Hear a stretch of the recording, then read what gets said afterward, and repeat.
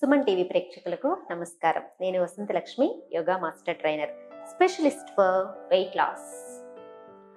Standing jobs ఎక్కువగా చేసే వాళ్ళకి, లేదు అంటే సిట్టింగ్లోనే ఎక్కువసేపు కూర్చొని ఉన్న వాళ్ళకి, అంటే సిట్టింగ్ జాబ్స్ చేసే వాళ్ళే ఉంటారు మ్యాక్సిమము.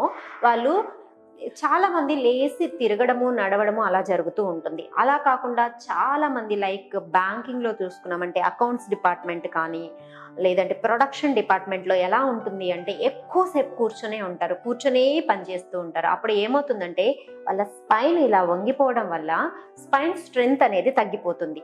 బ్యాక్ పెయిన్ సమస్య అనేది వస్తుంది.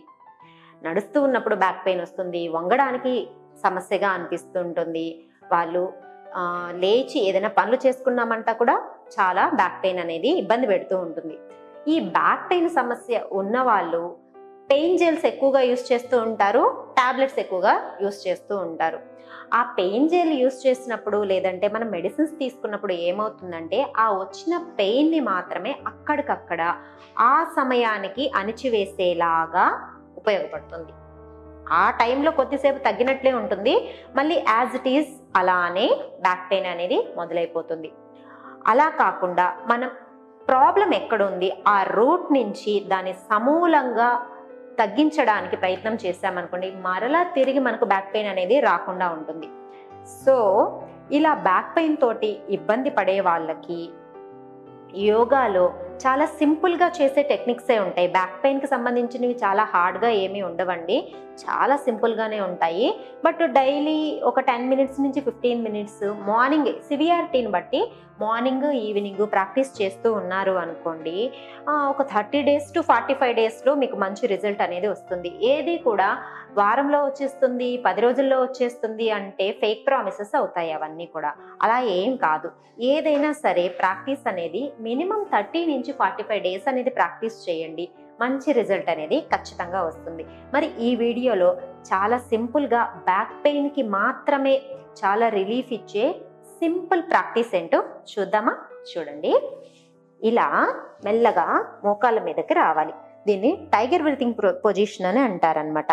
ఈ పొజిషన్లో మూమెంట్ ఎలా చేయాలి బ్యాక్ పెయిన్కి అనేది చూద్దాం. చూడండి, ఇలా మోకాళ్ళ మీదకి వచ్చిన తర్వాత మన రెండు మోకాళ్ళ మధ్య లెంత్ ఎంత ఉండాలి? మన ఫోరామ్, మన మోచేయంత గ్యాప్ ఉండాలి. ముందుకి ఇలా ఆ హ్యాండ్ స్ప్రెడ్ చేసి మోకాలికి టచ్ చేస్తే ఇంత గ్యాప్ అనేది రావాలి.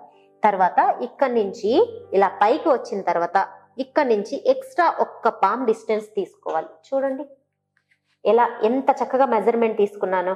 చూడ్డానికి కూడా పొజిషన్ చక్కగా వస్తుందన్నమాట. మెజర్మెంట్ అనేది ఖచ్చితంగా తీసుకోవాలి. అప్పుడు మన బ్యాక్ మీద స్ట్రెయిన్ అవ్వదన్నమాట. చూడండి, హ్యాండ్, షోల్డరు, పాము ఒకటే లైన్లో ఉండాలి.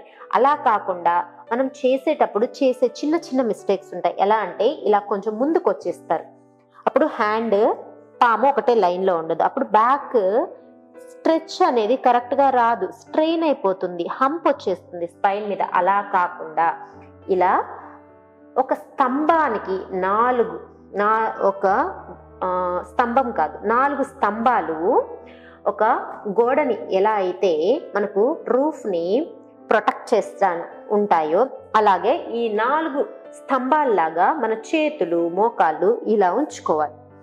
అప్పుడు చక్కగా మన స్పైన్ అనేది చాలా రిలాక్సింగ్గా ఉంటుంది.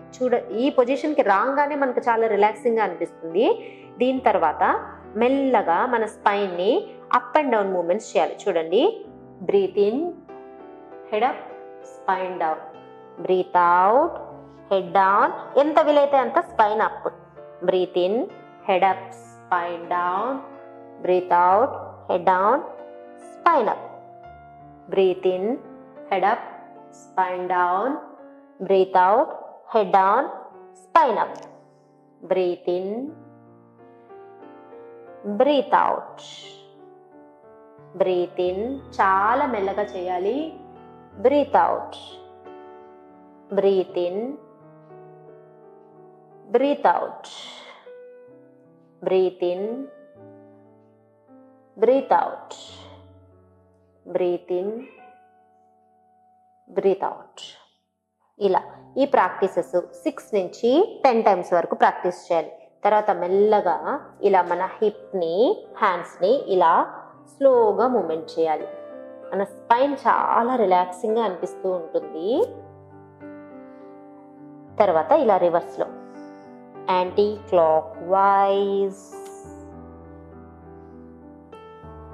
ఇలా చక్కగా స్లోగా మూమెంట్ చేయాలి. తర్వాత 2 కాళ్ళను దగ్గరుంచి మెల్లగా హిప్ని ఇలా బ్యాక్ తీసుకొని హెడ్ని మన ఫోర్ హెడ్ని మ్యాట్ మీద ఇలా ఉంచాలి. అప్పుడు స్పైన్ చాలా రిలాక్సింగ్గా ఉంటుంది. తర్వాత కొద్దిసేపు హ్యాండ్స్ బ్యాక్ పెట్టుకొని కూడా మన స్పైన్ని రిలాక్స్ చేయాలి. దీని తర్వాత మెల్లగా హ్యాండ్స్ ముందుకు పెట్టి స్పైన్ ఇంకా చక్కగా స్ట్రెచ్ అయ్యి రిలాక్స్ అవ్వడం కోసం కాళ్ళ మధ్యలో గ్యాప్ పెంచాలి. చూడండి, ఎంత వీలైతే అంత గ్యాప్ పెంచి హ్యాండ్స్ ఎంత వీలైతే అంత ముందుకు తీసుకెళ్ళాలి. హెడ్ డౌన్ చేసి ఒకవైపు ఉంచాలి. చూడండి స్పైన్ ఎంత చక్కగా స్ట్రెచ్ అయిందో. ఇలా చేయడం వల్ల స్పైన్ చాలా స్ట్రెంగ్తన్ అవుతుంది. మెల్లమెల్లగా మనకున్న సమస్య తీవ్రత తగ్గుతూ బ్యాక్ పెయిన్ అనేది కంప్లీట్గా తగ్గిపోతుంది. ఇలా మెల్లగా ఈ టైగర్ బ్రీతింగ్ ప్రాక్టీసెస్ చూపించిన హిప్ మూమెంట్ ప్రాక్టీసెస్ చేశారనుకోండి, గ్యారంటీగా చెప్తున్నాను కదా, ఎప్పుడు కూడా ఒక 1 వీక్ 10 డేస్ అని కాకుండా రెగ్యులర్గా ప్రాక్టీస్ చేయండి. ఎక్కువ సమయం ప్రాక్టీస్ చేయండి. చాలా అంటే చాలా మంచి ఫలితాలు అనేది వస్తాయి. దీంతో పాటుగా థైరాయిడ్, బ్యాక్ పెయిన్ లేదా PCOD, ఇన్ఫర్టిలిటీ, వెయిట్ లాస్ ఇలాంటి సమస్యలు చాలా ఈజీగా మనకు యోగ సాధనలో పరిష్కార మార్గాలు ఉంటాయి. స్పెషల్లీ వెయిట్ లాస్ కోసం ఎదురు చూస్తున్న వాళ్ళు రెగ్యులర్గా మా వద్ద జరిగే ఆన్లైన్ క్లాసుల్లో జాయిన్ అయ్యి మంచి ఫలితాలను పొందవచ్చు. నమస్తే.